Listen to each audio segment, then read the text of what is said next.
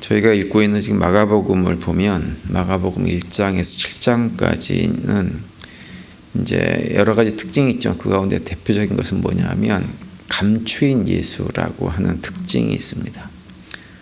처음에 1장에서 4장까지 내용은 이제 예수님께서 의도적으로 자신을 감추려고 했기 때문에 사람들이 예수님을 잘 알아보지를 못했죠. 그런데 이제 5장 이후부터는 예수님께서 수많은 사람들 앞에서 많은 이적과 기사를 행합니다. 그런데 그럼에도 불구하고 사람들이 예수님을 제대로 알아보지를 못했어요. 이제 예수님을 알아보지 못하는 여러 가지 사건들 가운데 가장 압권이라고 할 수 있는 것은 뭐냐면 바로 예수님의 어머니와 그 제자들이, 그 형제들이 와가지고 예수님을 미쳤다고 붙잡아 가려고 했던 일입니다.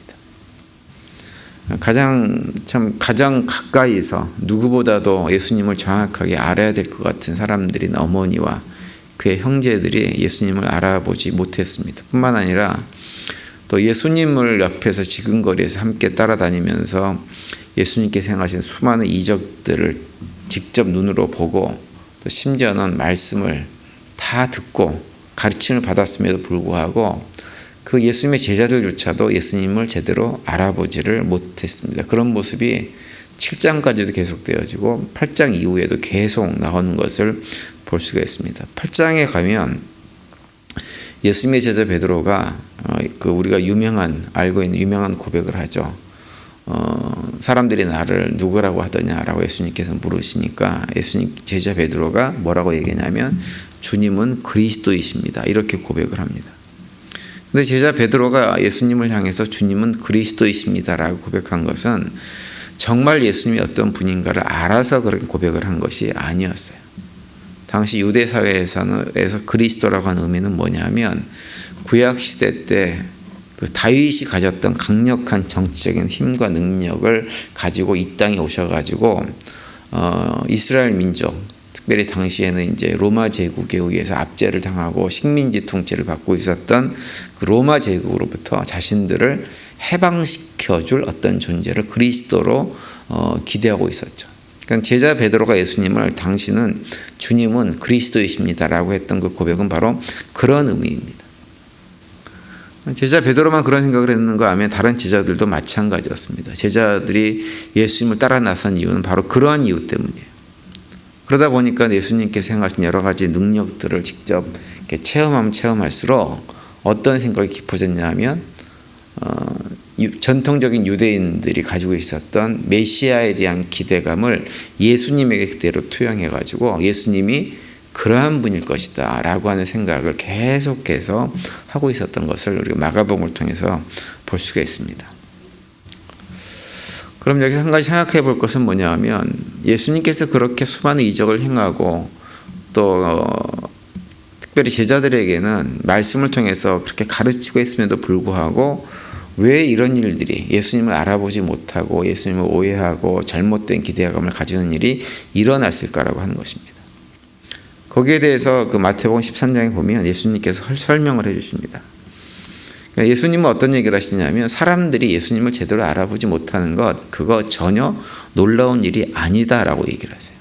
그러면서 어떤 얘기를 하시냐면 이사야 선지자를 통해서 예언된 내용을 말씀을 해주시면서 이사야 예언자가 예언된 대로 그렇게 현재 모든 일들이 일어나고 있는 것이다 라고 하는 말씀을 하죠. 마태복음 13장 14절에 보시면 이사야 예언이 저희에게 이루었으니 일렀을 때 너희가 듣기는 들어도 깨닫지 못할 것이요 보기는 보아도 알지 못하리라 라고 이렇게 말씀을 합니다. 여기서 이사야가 예언한 내용은 그 이사야 6장 9절에 보면 나오는 말씀이죠. 거길 세부장 성경으로 보시면 이렇게 말씀하고 있습니다. 그러자 주님께서 말씀하셨다. 너는 가서 이 백성에게 너희가 듣기는 늘 들어라. 그러나 깨닫지는 못한다. 너희가 보기는 늘 보아라. 그러나 알지는 못한다 하고 일러라. 이렇게 말씀하고 있어요.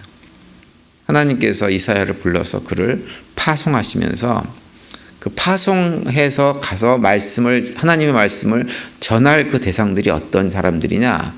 듣기는 들어도 그걸 알아듣지 못하고 보기는 보아도 그것 또한 알아듣지 못하는 보지 못하는 그러한 존재로 사랑하는 대상들이다라고 하는 것을 선포하고, 이사야도 그 사람들이 그런 존재라고 하는 것을 알라고 하는 의미에서 이 말씀을 해주고 있는 것입니다. 근데 그들이 그렇게 깨닫지 못하고 알아듣지 못하고 하는 이유는 뭐냐? 본래 그들은 그런 사람들이었어요. 우리가 잘 아는 대로 인간은 에덴 동산에서 사단의 미혹으로 죄를 짓고 타락한 이후에 더 이상 들을 귀도 없고 볼 수 있는 눈도 없는 존재가 되었죠. 진짜 하나님께서 말씀하시는 것 들을 귀가 없고 하나님께서 행하시는 것을 바라볼 능력이 사라져버린 것이 우리 타락한 인간들입니다. 그래서 그런 인간이 그런 존재가 되었다고 하는 것을 증명해 주는 얘기가 무엇이냐? 구약성경 전체를 통해서 우리에게 그 얘기를 반복해서 얘기해 줍니다. 반복해서. 우리 인간의 존재는 하나님께서 행하시는 놀라운 이적들을 아무리 보여줘도 그것이 무슨 의미인지 보지 못하고 어떠한 말씀을 하셔도 깨닫지 못하는 존재가 우리 인간이다라고 하는 것을 구약에 등장하는 이스라엘 백성들을 통해서 반복해서 얘기를 해주는 거죠. 그리고 우리가 출애굽기를 읽다 보면 이해가 안 되는 것들이 여럿 있습니다. 대표적으로 그 홍해를 건넌 직후에 이스라엘 백성들이 하나님께 불평하는 내용을 보면 이해가 되질 않죠. 어떻게 조금 전에, 얼마 전에, 뭐 오래된 것도 아니고 오래된 옛날 일도 아니고 조금 얼마 전에 홍해가 갈라지고 그 홍해를 마른 땅 건너면서 이스라엘 백성들을 구원하신 하나님, 그러면서 그들을 쫓아오던 애굽 백성들은, 군사들은 다 그 바닷물에 매장시켜 버리신 하나님을 봤음에도 불구하고 조금 지나서 배고프고 마실 물이 없다고 해가지고 하나님을 원망하고 다시 애굽으로 돌아가겠다고 불평하는 이런 모습들을 보면 이해가 되질 않죠. 그렇게 불평하는 이스라엘 백성들에게 뭐를 주시고 만나 메추라기를 통해서 또 먹을 것을 주셔도 또 금방 잊어버립니다. 금방 잊어버리고 조금만 불편하면 원망하고 불평하고 애굽으로 돌아가겠다고 얘기하는 이런 얘기들을 하는 이스라엘 백성들을 거듭해서 우리가 확인하게 되어지죠. 그러니까 우리가 볼 때는 우리는 믿음이 좋아가지고 도저히 이해가 안 되는 장면이에요.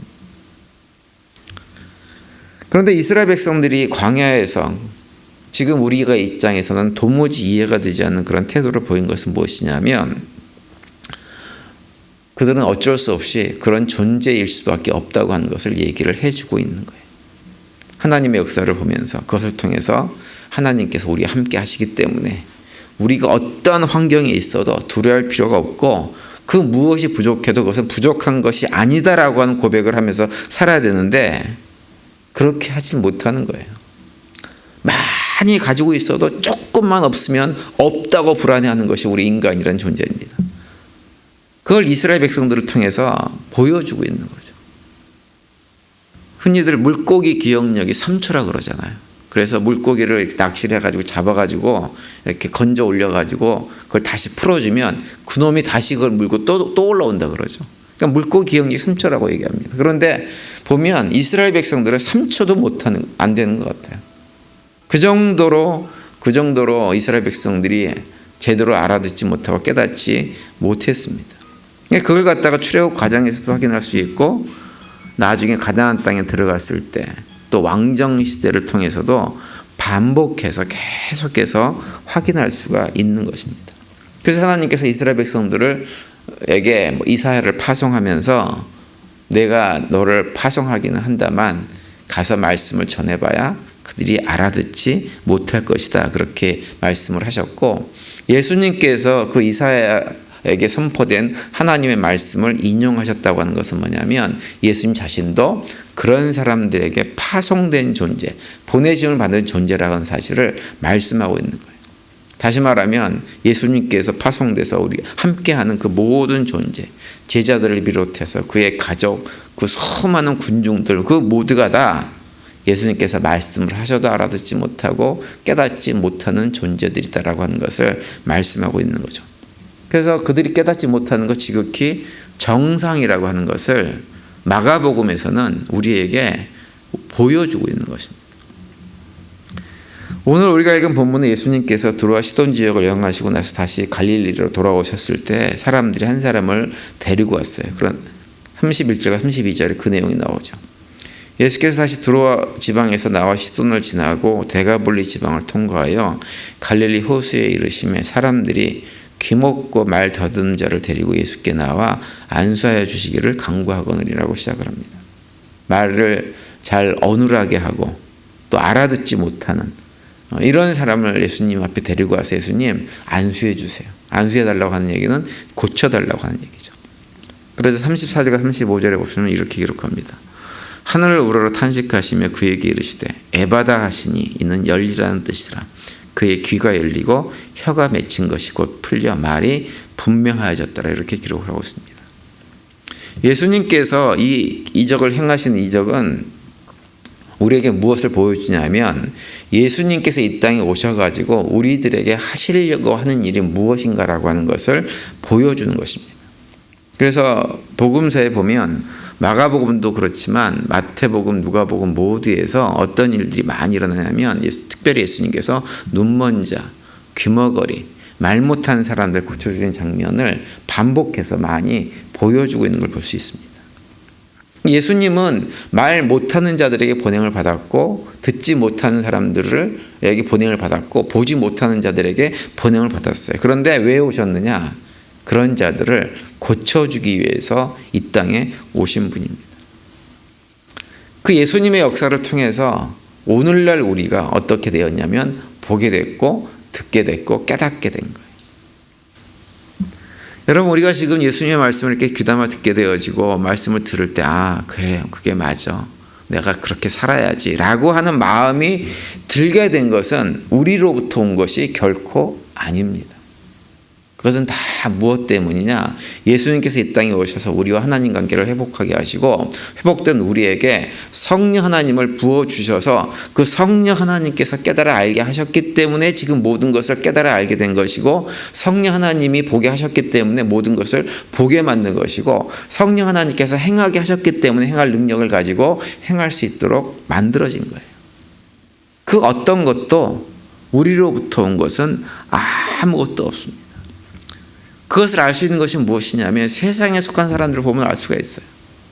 뭘 보여줘도 깨닫지 못하고 알아듣지 못합니다. 세상에 속한 사람들은 여전히 하나님과의 관계가 단절된 존재들은 여전히 말씀을 깨닫지 못하고 알아듣지 못합니다. 성경을 읽고서도 그것이 무슨 말인지 알지 못하고 성경에서 엉뚱한 얘기를 발견합니다. 그러면서 하는 얘기가 봐라, 성경을 보니까 거기에도 예수님은 없더라. 이런 이상한 소리를 갖다가 세상에 속한 사람들은 하는 거예요. 그런데 우리는 말씀을 듣고 깨달으면서 그 말씀을 통해서 하나님께서 우리에게 들려주고자 하는 것들을 어떻게 해요? 듣잖아요. 보여주시고자 하는 것들을 보고 있잖아요. 행해야 될 것들을 행하고 있잖아요. 이 모든 것들이 세상 사람과 비교를 해보면 이것이 우리들에게서 온 것이 아니라고 하는 것을 너무나 잘 알 수가 있어요.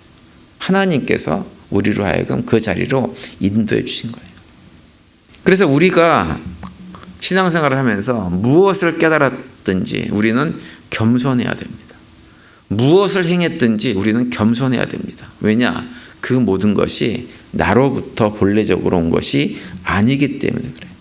그리고 그런 사람들, 깨닫지 못하고 여전히 영적으로 어린아이 같은 모습으로 신앙생활을 하는 사람이 있다면 그들을 왜 여태까지 그 모양이야 라고 비난하고 욕할 것이 아니라 그들을 불쌍히 여기고 그들도 우리처럼 주님의 은혜로 정말로 봐야 될 것을 보게 하고 들어야 될 것을 듣게 하고 행해야 될 것을 행하게 만들어 달라고 하나님께 간구하는 것이 우리가 해야 될 일입니다.